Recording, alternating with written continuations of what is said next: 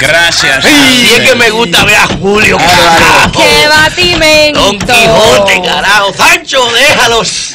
Déjalos. Señores, hay un principio fundamental en comunicación política y es que uno nunca debe asumir el lenguaje del adversario, porque de lo que se trata es de imponer las reglas de juego en el debate político e imponer cada quien su propia narrativa y su propio relato.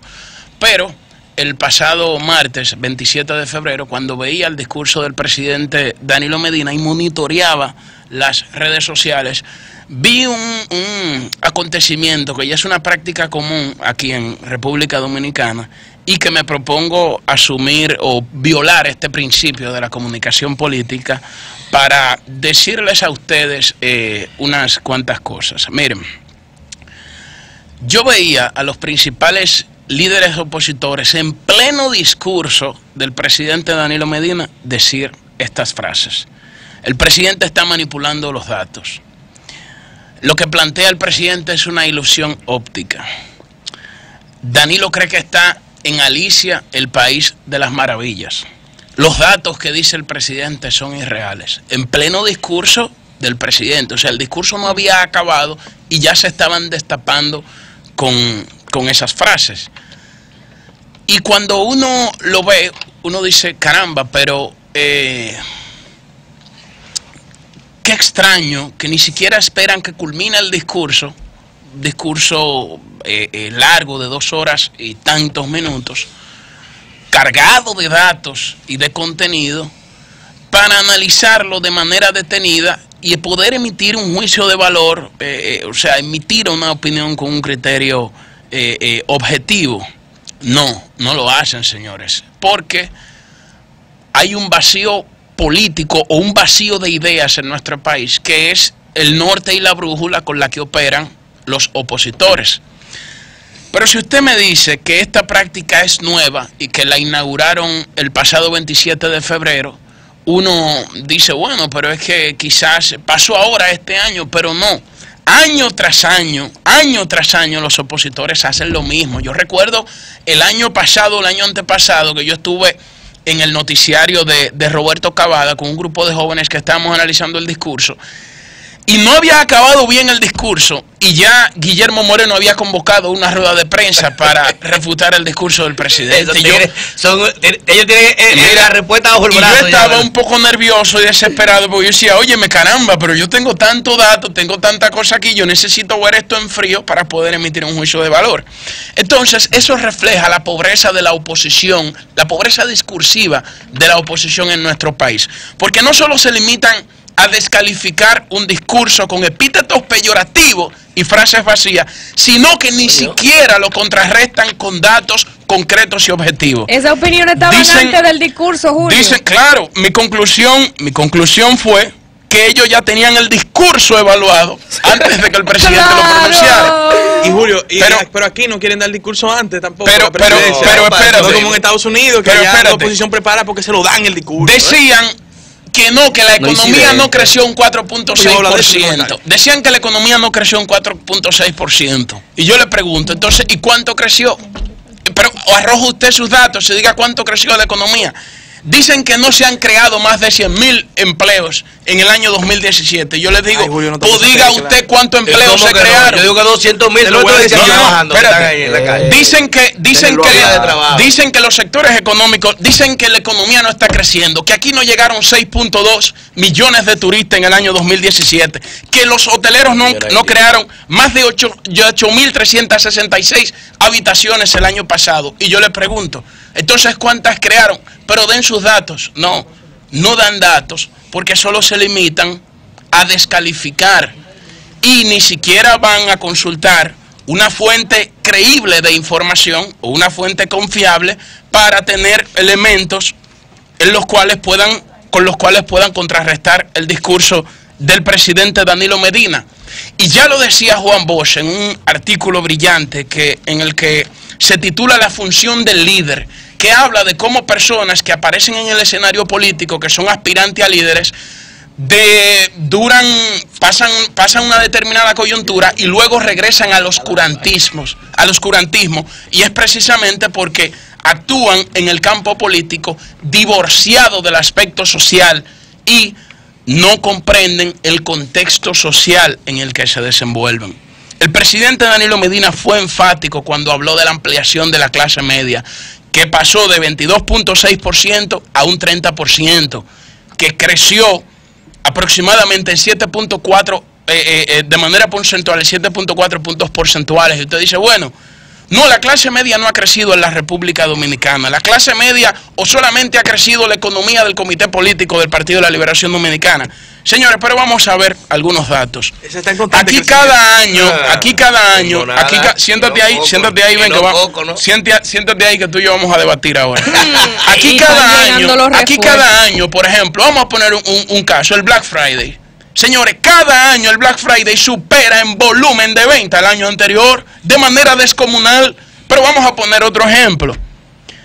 En el Clásico Mundial que jugó la República Dominicana con los Estados Unidos en Miami, hubo un récord de venta en taquillas y había una presencia masiva de dominicanos que hasta los mismos narradores dijeron que gringos, el estadio nunca había estado tan lleno. Efectivamente, habían dicho que el estadio nunca había estado tan lleno y que se nota la efervescencia de los dominicanos. Pero para ellos la economía no ha crecido. Para ellos nosotros no tenemos nuevos servicios que exigen esa clase media emergente, como en el servicio de los taxis, por ejemplo, de Uber, que ya es un consumidor que tiene un perfil totalmente distinto al que demandaba los taxis tradicionales y que se ha ido educando y que ha ido creciendo y que a medida que la economía crece se ve reflejado en ciertos sectores. Ellos dicen que la economía no está creciendo, que en República Dominicana no ha habido un incremento del parque vehicular. Coño, ¿y en qué país es que vive? No han visto todos los sonatas. Espérate, ¿en qué país es que vive? Aquí yo siempre he dicho que el tránsito refleja dos cosas. Primero, que no ha habido una política de transporte eficiente. Y segundo, que la economía dominicana está creciendo. Ahora, no solo se limitan o no se limitan, ni siquiera analizan los componentes del crecimiento económico, sino los problemas estructurales que tiene la economía dominicana, como los bajos salarios, por ejemplo, que nosotros hemos destacado aquí, que ha habido un estancamiento del salario mínimo real y donde hay que atacar es, y para que la gente perciba más el crecimiento es a través del incremento del salario. Pero no solo critican que se le incremente el salario a los empleados públicos, no. Que no luchan porque el sector privado, que han venido incrementando su productividad en los últimos años, incrementa el salario mínimo real de los trabajadores. Entonces, a la hora de nosotros analizar un discurso, querida oposición, tenemos que hacerlo con datos concretos. Y sobre todo, yo lo veo a la oposición porque muchas veces se jactan de decir cosas que a veces ni ellos mismos comprenden. Por ejemplo, se critica tanto el anticipo. Señores, es una herencia del gobierno del presidente Hipólito Mejía. En el famoso paquetazo. Pues es el diablo de herencia. Es el diablo de herencia. Puede ser de Jesucristo que va del cielo y esa vaina está mal. Hay que quitarlo, Pero eso, así mismo como dice, es el diablo de herencia de los gobiernos. Es el diablo de herencia de los gobiernos del Partido Revolucionario Moderno, en ese tiempo PRD. Pero no solo eso, señores. El anticipo no fue del PRD. No fue el PRD. Sí. Fue cuando Leonel Fernández que se puso No, mentira. Te recomiendo que busques la historia, porque yo lo leí ahora en un libro sobre los partidos políticos de Manuel Alcántara Sainz y Flavia Freidenberg, donde analizan las medidas económicas que tomó el gobierno del presidente Hipólito Mejía. Y en el año 2012 sometió el famoso paquetazo donde se estableció el anticipo para las empresas. En el 2002 se estableció en el gobierno de Hipólito Mejía. Entonces, aquí cuando uno ve también, porque ¿qué es lo que usted hace? Espérate, ¿qué es lo que usted hace? Usted compara, dice, bueno, ¿qué ha pasado desde el año 2004 hasta la fecha con el Producto Interno Bruto, con la riqueza que produce el país, para hablar en términos más concretos? Bueno, se ha multiplicado, perfecto. Se ha triplicado, perfecto.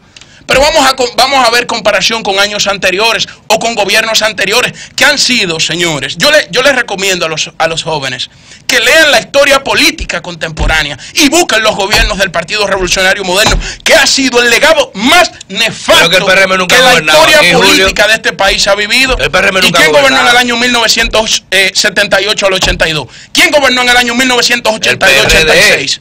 ¿Quién gobernó en el año 2000-2004? El único precedente negativo fue del profesor Juan Bosch, que salió huyendo de ese partido por el desorden y el caos que lo caracteriza. Mira cómo está, que ahora se ve reflejado en otra cosa. Bueno, porque ahora fue fruto de una alianza política. Y el mismo doctor José Francisco Peña Gómez se había planteado en el año 1996 un gobierno con partido de unidad nacional, que fue parte incluso hasta de su eslogan de campaña. Pero no me quiero ir ahí. Yo lo que quiero es que en este país se dé un debate más serio. Si usted dice que no ha crecido la inversión extranjera directa, entonces presente sus datos. Si usted dice que la economía que no ha generado por concepto de inversión extranjera directa más de 3.570 millones de dólares, entonces ¿cuánto ha generado? Presénteme sus datos. Deje de estar hablando con discurso vacío, con carabina vacía. Si usted no tiene datos, cállese la boca y estudie.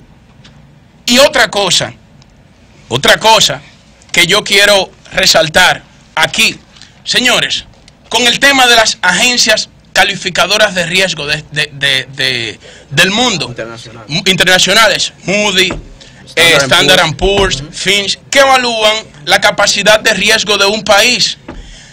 Y no me pueden decir que esas agencias calificadoras de riesgo la manipula el Partido de la Liberación Dominicana, permítame por favor, la manipula el PLD, que esas agencias calificadoras de riesgo están influidas porque un emisario de Danilo se reúne con fulano o de Leonel o con quien sea. No.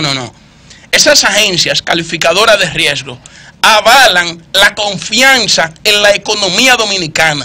Y aquí, por vez primera, se colocó bonos en los mercados financieros internacionales en pesos. Pero hay algunos economistas que andan por ahí que cuando tuvieron la oportunidad de ejercer una función dentro del gobierno, en otros gobiernos, hicieron colapsar la economía dominicana. Pero no ha colapsado en los gobiernos del Partido de la Liberación Dominicana. Desde el gobierno del presidente Fernández hasta ahora con el gobierno del presidente Danilo Medina.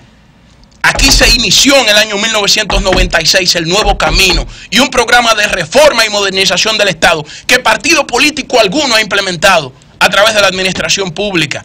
Ahora, que hay cosas que corregir, evidentemente, porque nosotros arrastramos problemas ancestrales y nadie está describiendo o nadie está planteando de que nosotros somos Suiza o somos Alemania o que nosotros estamos creciendo más que China o que nosotros somos cualquier otro país que nos puedan comparar con una potencia o un país nórdico o una potencia occidental desarrollada.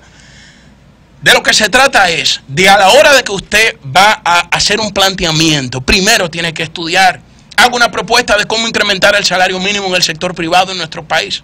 Haga una propuesta de cómo nosotros podemos elevar o mejorar la calidad de los fundamentos del crecimiento de la economía. Haga propuestas que vayan en cómo nosotros podemos crear en el mercado formal de la economía empleos de calidad y de cómo nosotros podemos simplificar el sistema tributario para que sea mucho más equitativo y se puedan desarrollar más negocios. Pero eso no lo hacen, porque la oposición de este país, por eso es que proceso tras proceso son derrotados, no se dedican a hacer una oposición crítica, una oposición sustancial y a ser vigilantes ante las medidas que toma el Poder Ejecutivo.